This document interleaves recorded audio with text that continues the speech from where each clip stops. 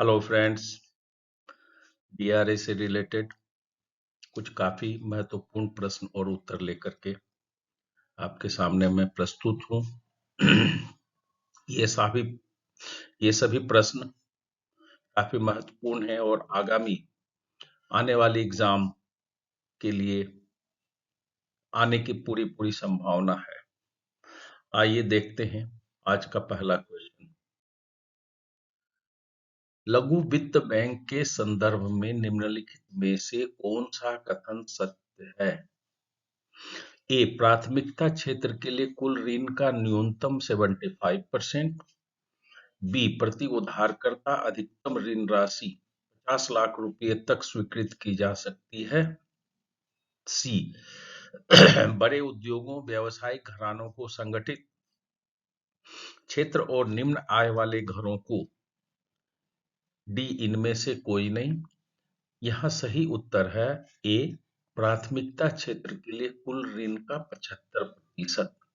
लघु वित्त बैंक यानी स्मॉल फाइनेंस बैंक के लिए जरूरी है कि वो कितना जितना लोन देता है उसका टोटल लोन का 75% मिनिमम उसे प्रायोरिटी सेक्टर लोन को देना होगा।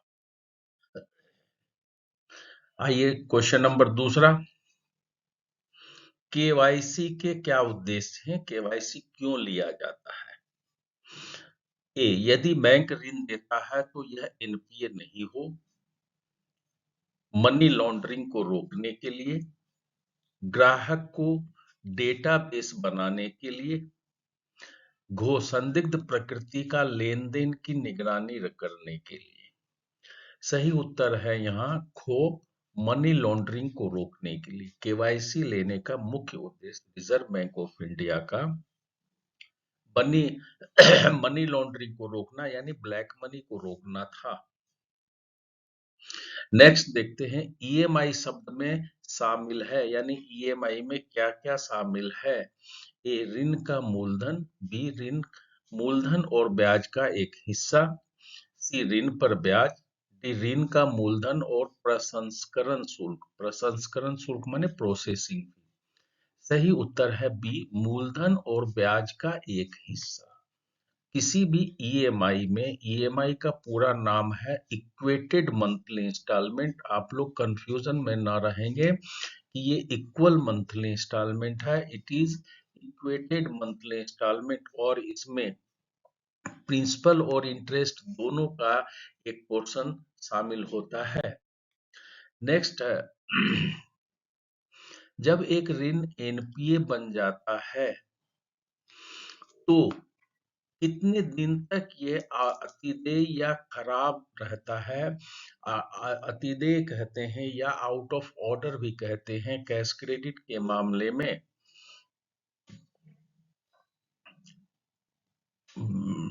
ऑप्शन है 90 दिन, 90 दिन से कम, 90 दिन से अधिक, 180 दिन से अधिक। ध्यान दीजिएगा यहाँ पर हमेशा 90 दिन से अधिक लिखना है। 90 दिन तक एनपीए नहीं होता है। जैसे ही वो 90 दिन क्रॉस करता है तो 90 दिन से अधिक होने से एनपीए होता है। यानी कि हम लोग ऐसा भी दूसरे शब्द में कह सकते हैं कम से कम 91 डेज या 90 डेज से अधिक। तो नेक्स्ट, एक ऋण एनपीए में संदेहास्पद वर्गीकरण कब किया जाता है? जब वह ऋण एनपीए में कितना पुराना है। संदेहास्पद का मतलब है डाउटफुल एसिड्स। आपका ऑप्शन है कम से कम 12 माह, बी 3 माह से अधिक, सी 12 माह से अधिक, डी 90 दिन से अधिक। तो फ्रेंड्स यहाँ पर एनपीए के बारे में है। एनपीए पहले सब स्टैंडर्ड होता है, उसके बाद डाउटफुल होता है। 12 महीना सब स्टैंडर्ड में रहने के बाद उसे डाउटफुल में ट्रांसफर करते हैं। तो यहाँ सही उत्तर है सी, 12 माह से अधिक। नेक्स्ट, अगर कोई ऋण खाता एसएमए 1 में वर्गीकृत किया गया है तो इसका मतलब है कि देखिए इसका सही उत्तर है खो। ऋण खाते में अतिदेय बकाया 31 दिन से 60 दिनों की है। लोन ओवर ड्यू तो है, किस्त बाकी तो है, परंतु अभी 90 दिन से ज्यादा नहीं हुआ है। 90 दिन से ज्यादा होता तो एनपीए होता, 90 दिन से कम है इसलिए वो एसएमए में आता है। और एसएमए 0, एसएमए 1, एसएमए 2 तीन तरह का कैटेगरी है। एसएमए 1 के लिए कहता है कि अगर किस्त 31 दिन से 60 दिन के बीच की बाकी है तो उसे एसएमए 1 में रखेंगे। नेक्स्ट बोलता है लॉस एसिड्स की पहचान कौन करता है, यानी लॉस एसिड्स किसको अधिकार है कि वो लॉस एसिड्स किसी भी लोन अकाउंट को, किसी भी एनपीए को डिक्लेयर करेगा, वो लॉस एसिड्स है।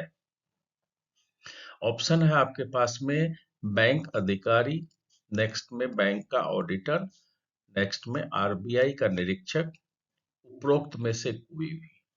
तो फ्रेंड्स यहाँ उत्तर है उपरोक्त में से कोई भी बैंक का अधिकारी या बैंक का ऑडिटर या आरबीआई का इंस्पेक्टर उसको एनपीए में लॉस के रूप में आइडेंटिफाई कर सकता है।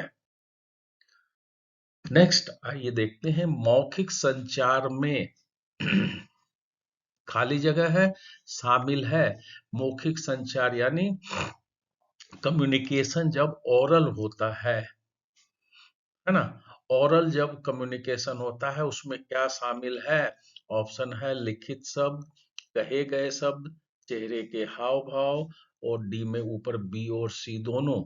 तो यहाँ पर सही उत्तर है डी, ऊपर बी और सी दोनों, यानी कहे गए शब्द और चेहरे के हाव भाव दोनों मिलकर के मौखिक संचार होता है। नेक्स्ट है संबंधित अधिनियम में निहित एजेंटों के सामान्य कर्तव्यों में शामिल है, यानी अपने यहाँ जो नियम लागू हैं उसमें कहता है कि एजेंट का सामान्य कर्तव्य क्या क्या है। ए, प्रिंसिपल के वैध निर्देशों का पालन करने का कर्तव्य। बी, प्रिंसिपल के वैध और गैर कानूनी निर्देशों का पालन करने का कर्तव्य। व्यापार और उद्योग के रीति रिवाजों का पालन करने के लिए कर्तव्य जहां प्रमुख के निर्देश चुप है। डी, उपरोक्त ए और सी दोनों। तो सही उत्तर है यहाँ डी, ए और सी दोनों।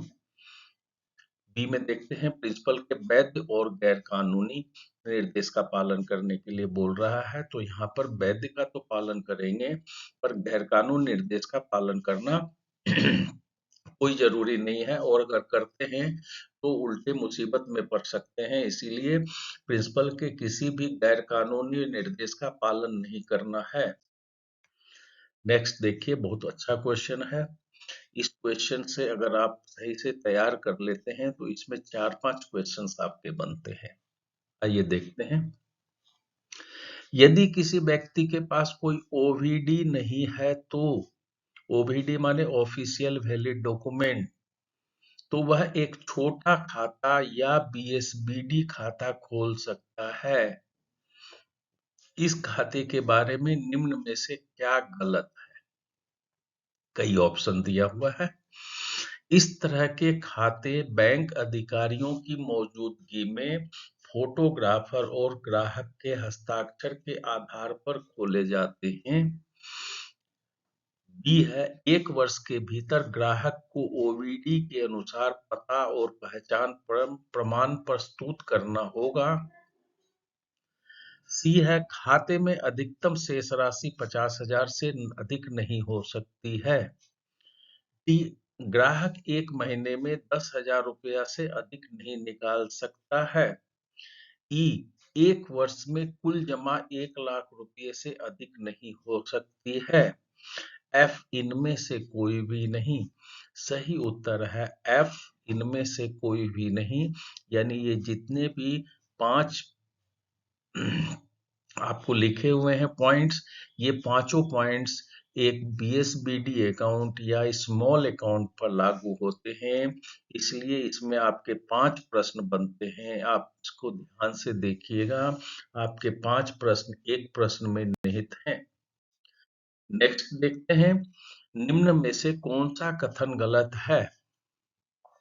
ए, अनपढ़ व्यक्ति खाता खोल सकते हैं। अनपढ़ व्यक्ति को चेकबुक दी जा सकती है। सी, विड्रॉल के लिए उन्हें पासबुक के साथ व्यक्तिगत रूप से बैंक आना होगा। डी, यूनिवर्सल बैंकिंग का अर्थ है सभी बैंकिंग उत्पाद और सेवाएं प्रदान करना। यह सही उत्तर है बी, एक अनपढ़ व्यक्ति को चेकबुक दी जा सकती है। ये गलत है और हमें ये पता था कि गलत आंसर को टिक लगाना है।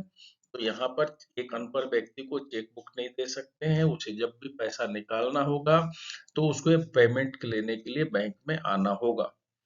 तो दोस्तों आज के लिए बस इतना ही। आप लोग से रिक्वेस्ट है कि मेरे इस चैनल को अधिक से अधिक सब्सक्राइब करें, लाइक करें, अपने फ्रेंड्स के साथ शेयर करें, वो भी इसका लाभ उठा सकें। तब तक के लिए धन्यवाद। जय हिंद।